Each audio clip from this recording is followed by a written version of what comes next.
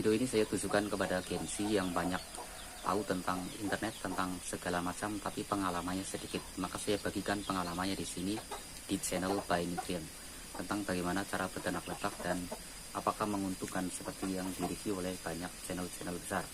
Jadi dulu sebelum saya mulai beternak lebah, saya beternak ayam. Ayamnya jenis ayam kampung dan ternyata pun tidak menghasilkan seperti yang dibayangkan.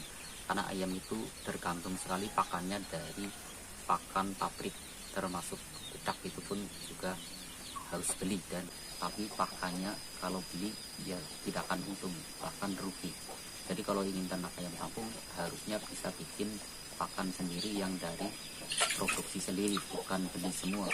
Misalnya dari singkong, singkongnya yang nanam sendiri lalu diolah sendiri menjadi pelet, dan itu bisa menjadi pakan alternatif. Kalau semuanya harus beli seperti pur, dedak dan lainnya, itu pun tidak akan menguntungkan. Nah, dari situ saya berpikiran lain untuk beternak lebah, karena lebah saya pikir itu bisa mencari makan sendiri, tapi ternyata tidak seperti yang diharapkan. Selama ini kita pernah mendengar atau melihat bahwa banyak sekali channel-channel yang membahas tentang perlebahan dan katanya menguntungkan. Nyatanya tidak. Saya sudah membuktikan sendiri. Sudah sekitar 3-4 tahun ternyata saya belum mendapatkan apa yang saya inginkan, yakni sukses beternak lebah. Karena itu tidak mudah. Lebah yang dimaksud di sini adalah lebih jenis Apis cerana dan lebah jenis Leviceff jenis Trigona, yang mana dua jenis lebah tersebut adalah jenis lebah liar. Sedangkan untuk jenis Apis cerana memang agak susah.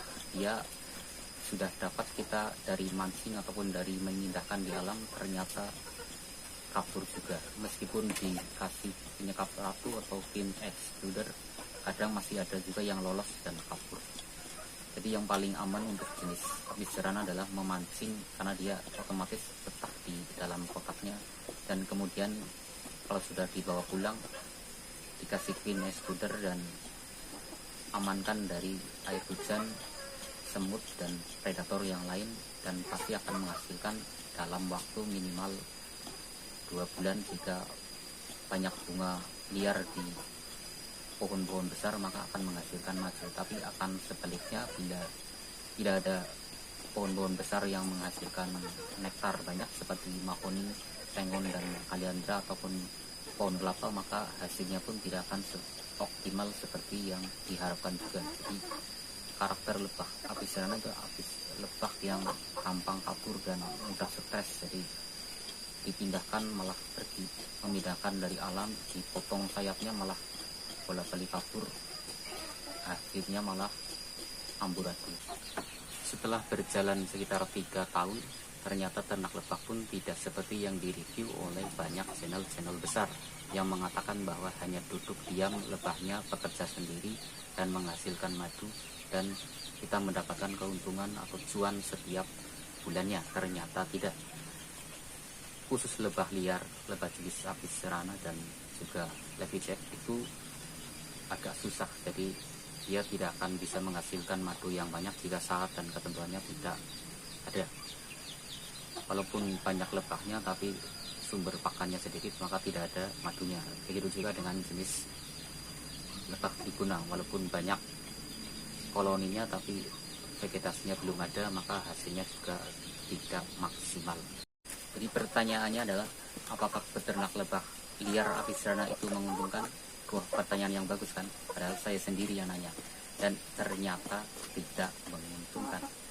Kalau ingin beternak Trigona apapun jenisnya, termasuk Leviceff, lebah lokal yang sangat bisa diandalkan di manapun lingkungannya, sebaiknya Anda menanam tanaman sebanyak mungkin dalam waktu 3 tahun. Setelah 3 tahun baru Anda mencari bibit koloni yang banyak, dan di situ mungkin akan mendapatkan cuan atau menghasilkan seperti yang Anda harapkan, panen lebah tiap 3 bulan sekali. Tapi kalau saat itu tidak terpenuhi, maka itu hanya mustahil.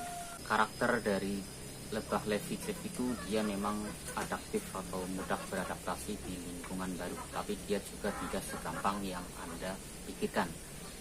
Kenapa? Karena dia perlu banyak sekali sumber-sumber pakan yang dia butuhkan, termasuk getah, sumber polen atau tepung sari bunga, dan juga sumber madu. Kalau 3 jenis sumber tersebut tidak terpenuhi, maka ia akan bubar juga, dan hasilnya juga tidak seperti yang diharapkan, menghasilkan madu yang banyak dalam 1 kotak atau bahkan dalam 1000 kotak.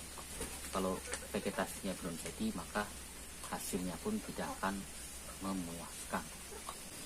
Jadi jangan tertipu oleh channel-channel besar yang membahas bahwa peternak lebah itu mudah, tinggal duduk diam nanti panen dalam waktu 3 bulan ataupun 1 bulan. Itu hanya omong kosong besar, karena nyatanya tidak semudah itu, perlu perjuangan yang tidak sedikit. Dan untuk yang sudah terlanjur terluka memang harus teliti dan juga telaten, membutuhkan waktu yang banyak, dan memang kadang resikonya juga suka kabur. Jadi jangan mudah terpercaya atau percaya begitu saja tanpa ada bukti ataupun telah melakukan sendiri apa yang dilakukan. Jadi saya berbagi pengalaman di sini. Bagi yang belum berternak lebah, jangan ikuti cara saya. Karena apa? Karena akan membuang-buang waktumu percuma. 2-3 tahun kalau Anda buat merantau ataupun berbisnis yang lain mungkin sudah kaya raya, tapi kalau beternak lebah itu tidak akan kaya raya, karena tidak semudah yang Anda pikirkan, karena jenisnya itu jenis lebah liar.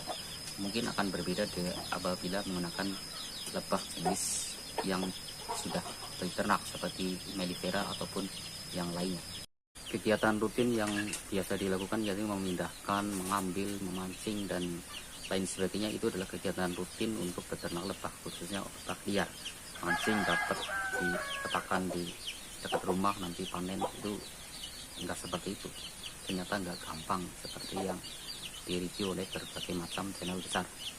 Jadi jangan mudah tertipu oleh kata-kata manis yang mengatakan bahwa peternak lebah itu tinggal duduk diam, gajian tiap bulan. Itu bohong besar. Jadilah netizen yang cerdas dan juga bijaksana dalam mengambil keputusan.